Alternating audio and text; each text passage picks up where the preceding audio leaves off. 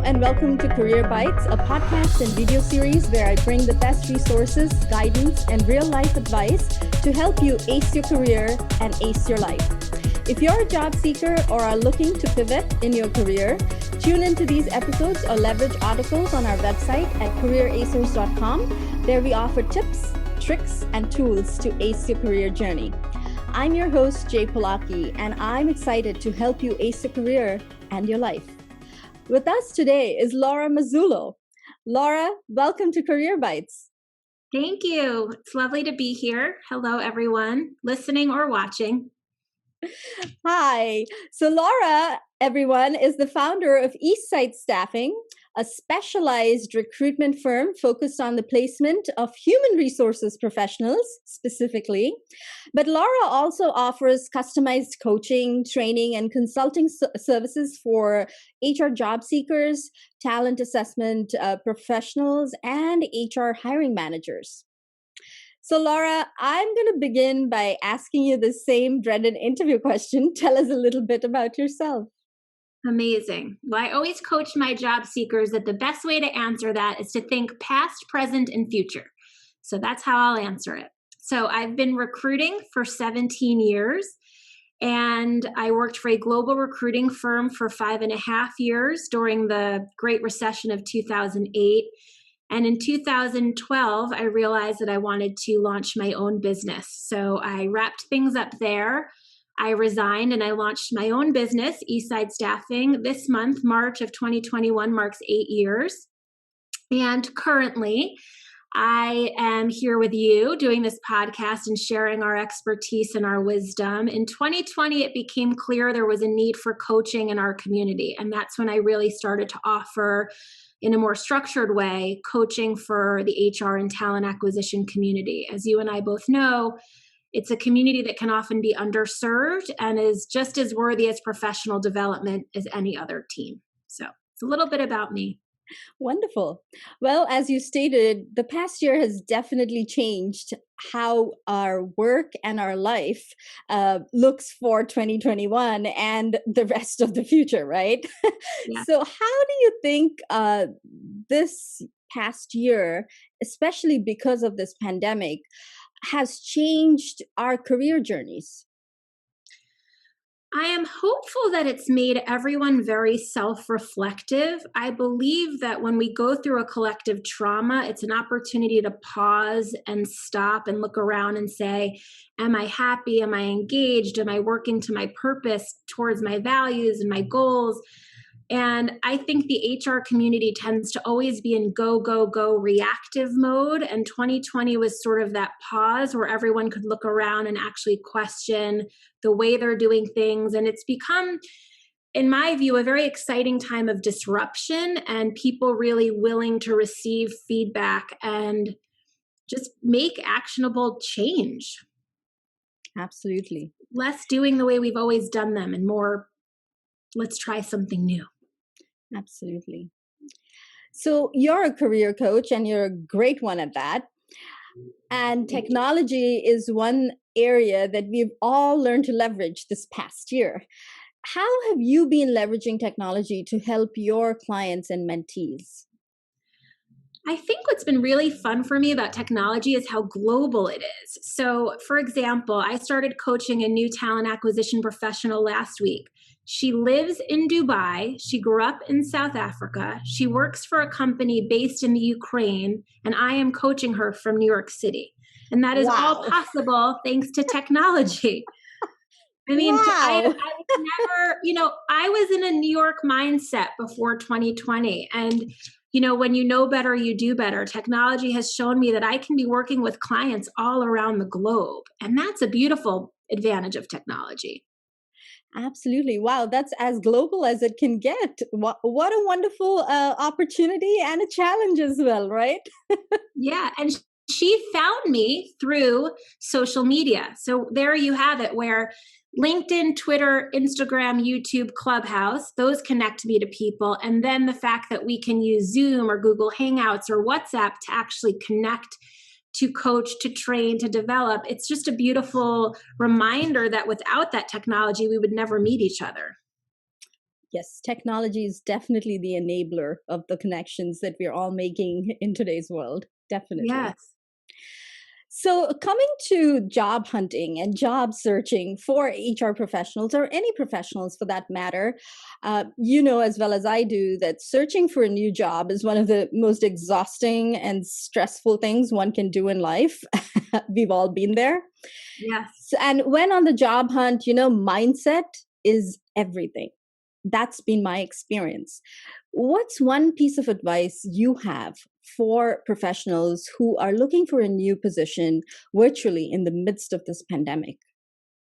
I love your word mindset. I think that's exactly right. I think a lot of job seekers don't realize they need clarity. They need that level of self awareness to get through the job search because that empowers them to remember that they're in the driver's seat and they get to make the choices of what roles they're interested in and they get to say no if they're not interested. Sometimes they forget that they're interviewing the employer as well. And even in a difficult market, even when they feel a certain sense of hunger or frankly desperation, they can still be in a position of power and control of their own career.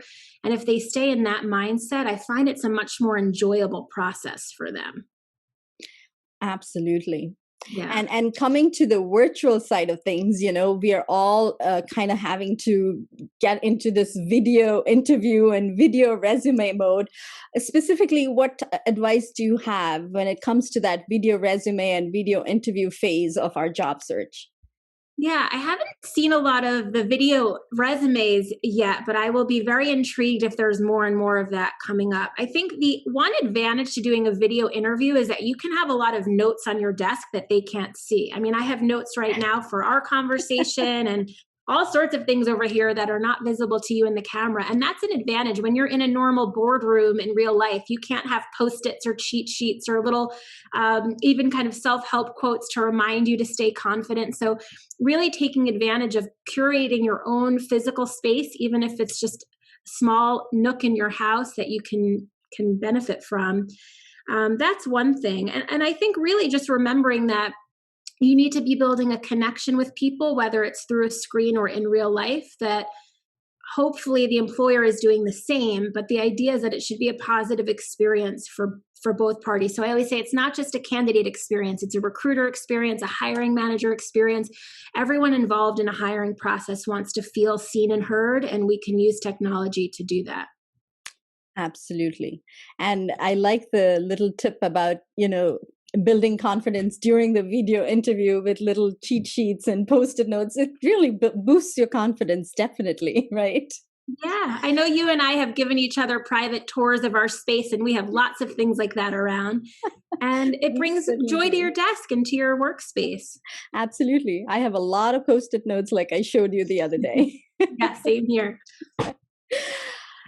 So, we as an HR profession have really muddled through this past year, having to deal with our own personal lives as well as the lives of our customers who are the employees we serve in our organizations.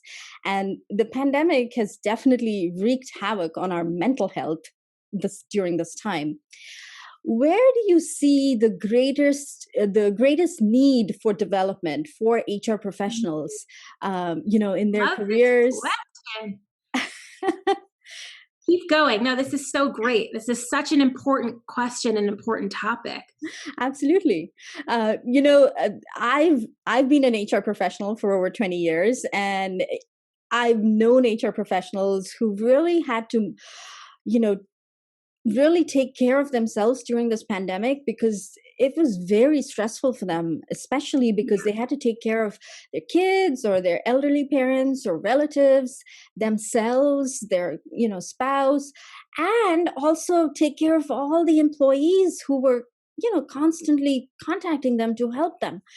And I know they found it really difficult during this time, and I know you've offered help online to a lot of HR professionals during this time. So I thought this would be a great question to ask you, and to get your insight on this.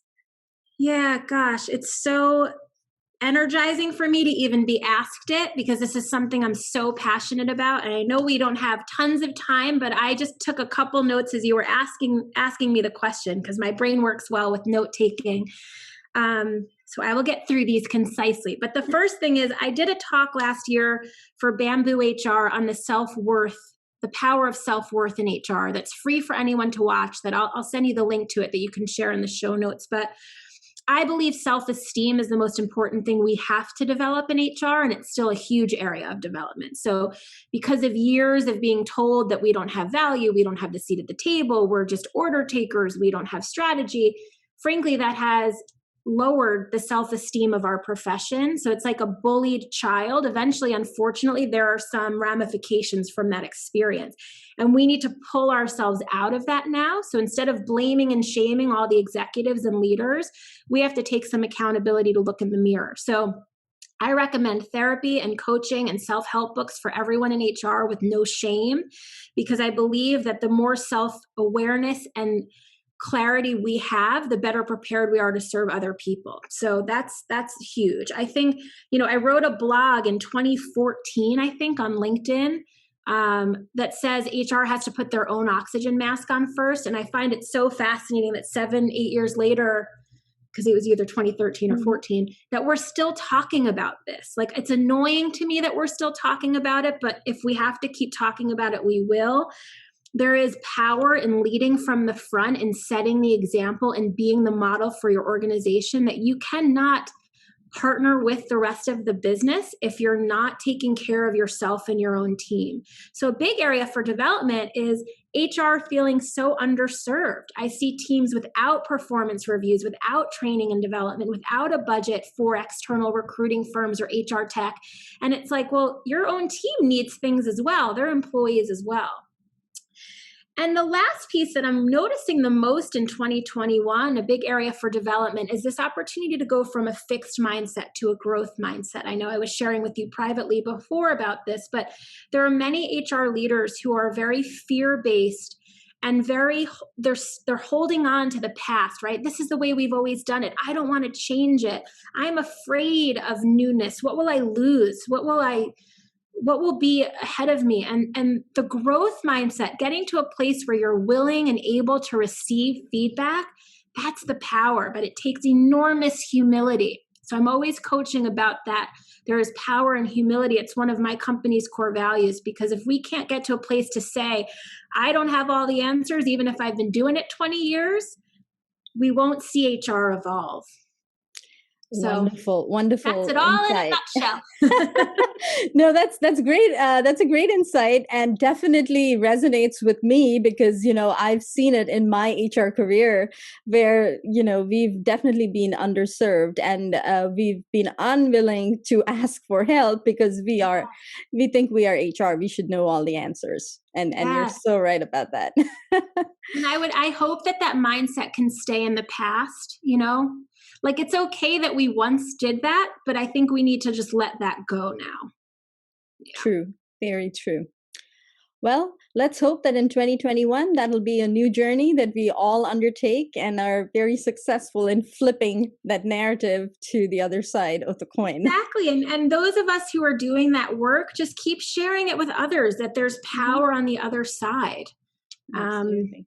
It's very wonderful to approach any kind of new strategy in recruiting or HR, and by saying, I want to unlearn. I want to unlearn what I did in the last 10 years and learn something new. That's where the growth happens. Absolutely. So that brings us to the question connection section of our conversation today, where our audience gets to connect with you and learn a little bit more about you. I'm going to begin by asking you to tell us a little bit about a professional contact that you've had in this past year in the coaching and career development area, who you think we should all follow online and bombard them with LinkedIn messages, hopefully, and make them very famous as well at the same time, but learn from them and follow them and, learn about them and see if we can take some nuggets of wisdom from their career journey. Okay, I have someone who's kind of career coach adjacent, meaning that it may not be direct help you with resume person, but somebody who I've been learning a ton from. And her name is Mary Cooney. It's Cooney. And Mary is in her mid-60s, and she's a baby boomer who owns a company that focuses on intergenerational inclusion at workplaces. So she trains companies to make sure that they are working with the 5 or 6 generations in the workplace right now to make sure that it's an inclusive environment. And she's the only person I've ever met who really doesn't shame or blame the millennials or Gen Y. She really believes that we have so much to learn from each other. And I met her through technology, through LinkedIn. And then we became friendly on the phone. And then we did a clubhouse room together. And now everyone I know who has heard her speak just wants more and more of Mary. And I think this is an area that workplaces need to invest more in, is to develop people through generational education. So definitely recommend her. And okay, we'll link her her LinkedIn profile in the show notes for the audience. Definitely, I want to connect with her after listening to you speak about her. Great. Do you have a favorite work-related or career-related podcast that you are listening to right now and you think we should all be listening to? My favorite is a YouTube channel, if we can count that. Yes. It's Amy Miller, and it's called Recruiting in Yoga Pants. And she does a YouTube channel update every week. What is it called? A YouTube post every week. I'm losing the name here. And they are all targeted for job seekers. And she's incredibly informative. She's a tech recruiter who's worked in some of the biggest names.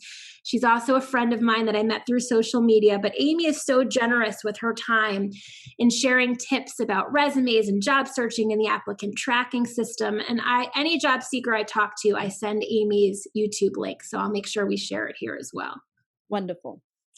And your favorite LinkedIn Learning or e-learning webinar related to career and professional development that we could all learn from? I know you have a YouTube channel, Learn from Laura, or Learn with Laura, I think it's called.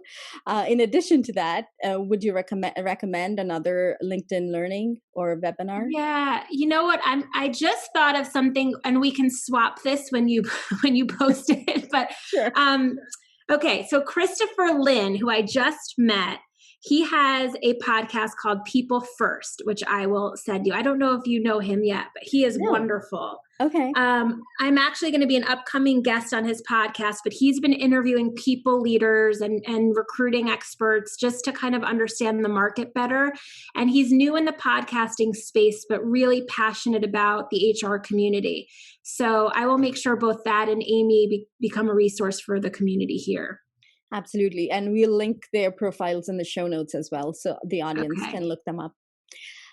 Do you have a favorite book when it comes to career development or professional development? I mean, for me, the Holy Grail has been anything written by Brené Brown, because it's so much about self-reflection. So the book that changed my career was The Gifts of Imperfection, which really helps many of us women who've struggled with perfectionism to kind of shed that, which I think helps get through the fixed mindset, is like we don't have to be perfect all the time in HR, that actually in being vulnerable and in being human, we can just break down so many of those barriers. So I've come back to that book over a dozen times. Wonderful. And I love Brené Brown too. Her Dare to Lead book was one of the books that actually pushed me to start my own tech startup. So, I love that. Yeah, that book is a beautiful book. And the worksheets in that book, oh my God, they're awesome. They're just, she's just phenomenal. So great recommendation. I'm going to add her in the show notes as well. Okay. So, Laura, you've been helping a lot of our HR community for the past year, and even more than the past year. I think for the past couple of years, I've seen you online, reaching out, helping our community. How do you enjoy giving back to the HR community? For me, it's making sure that they have a safe space to be themselves. And that really can be in so many different formats. So a phone call, a Zoom call, an email, a direct message on Twitter, LinkedIn. I just sent a handwritten note out last week to one of our peers who needed a pick me up. I want HR to always know that they are seen and heard. And if I can be that person, it brings me immense joy to give that. And I hope that it brings them immense joy to receive that. So There's no Wonderful. one way. I know. A blended way works really well. A blended way. Handwritten notes, direct messages, emails, exactly. Using technology for that, and sometimes using old-fashioned pen to paper is a beautiful way. Absolutely. Well, thank you for everything you do for our community. I know I've been on the receiving end of it too, so thank you for that. I really appreciate what you're doing. If our audience, you're welcome. If our audience would like to reach you online, what's the best way for them to reach you? Okay, so it's pretty straightforward. It's Laura Mazullo on LinkedIn, and then Twitter and Instagram is @EastsideStaff. And my YouTube channel is Learn with Laura HR. And on Clubhouse, I'm Laura Mazullo as well. So I can see you on any or all of those platforms. Wonderful. Well, thank you for joining us today, Laura. And thank you, audience, for tuning in. I hope to bring you more such global stories. And look forward to seeing you next time. Take care. Bye-bye.